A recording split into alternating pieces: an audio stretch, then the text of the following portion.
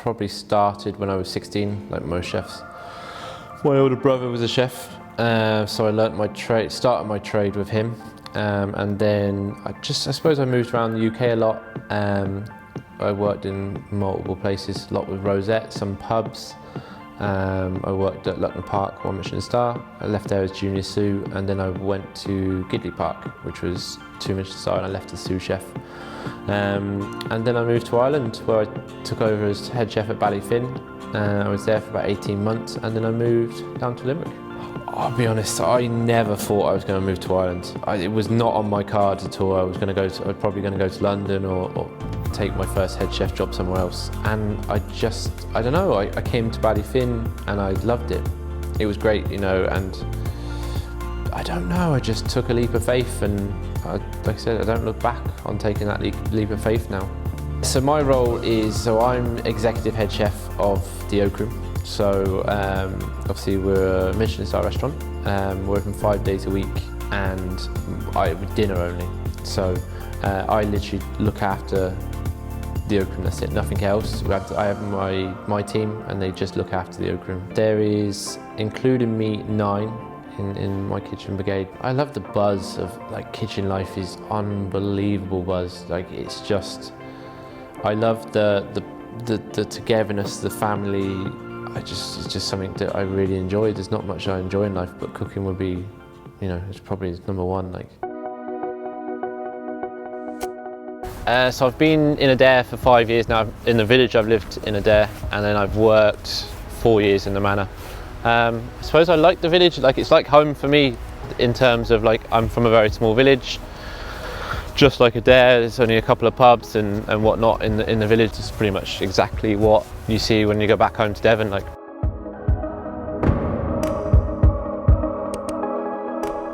When I create a menu or a dish, first of all, seasonality is massive. So talk to the supplier and then work backwards to figure out the rest. Lachlan's my boss, he's the director of culinary.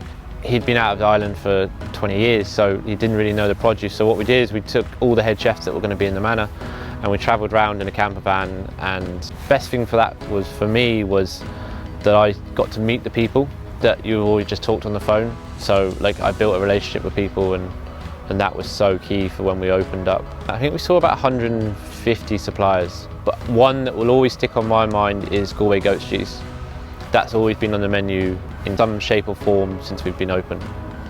And like at the moment it's a gougere with truffle and salami. So, but it's always been on the menu since day one. 2017 we were back in the kitchens, September.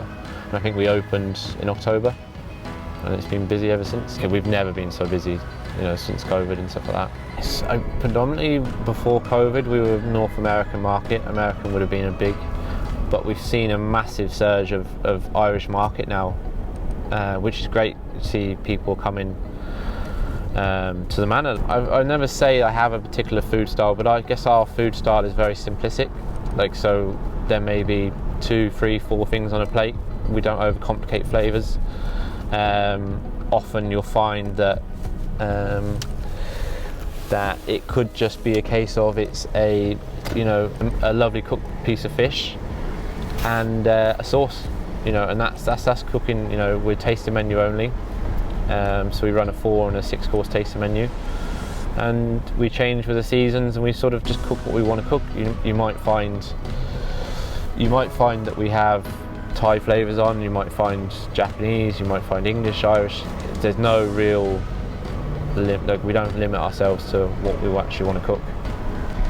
It's very hard to describe the feeling of achieving a Michelin star. I was in shock, I suppose, for the day I got the email. I was in shock for the first 12 hours or so. I don't know what it was, but it was an unbelievable feeling. Like, it just meant so much, not only to me but the team. We always, in the back of our minds, wanted the star and wanted to achieve it. We never knew if it would be physically possible, but we got there, and listen, it's all down to the team. They're the ones that, you know, put the graft in day out. I just sort of organised the chaos, as I like to put it. But yeah, it was an unbelievable feeling. I'd come from a Michelin background, you know, and I'm very fortunate to have that background.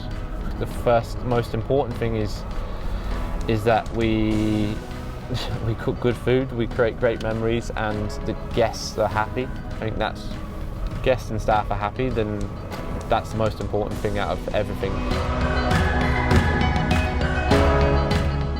When we first opened, I suppose I came to the gardens a few times just to have a look, see what was here. So we got the fig trees here.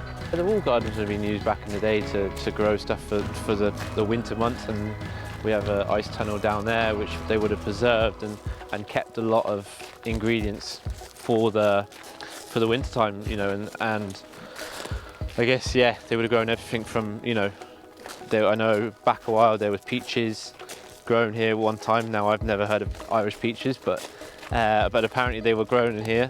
Like I said, the figs, and I suppose like carrots, onions, potatoes, and all stuff like that, they would have grown as well.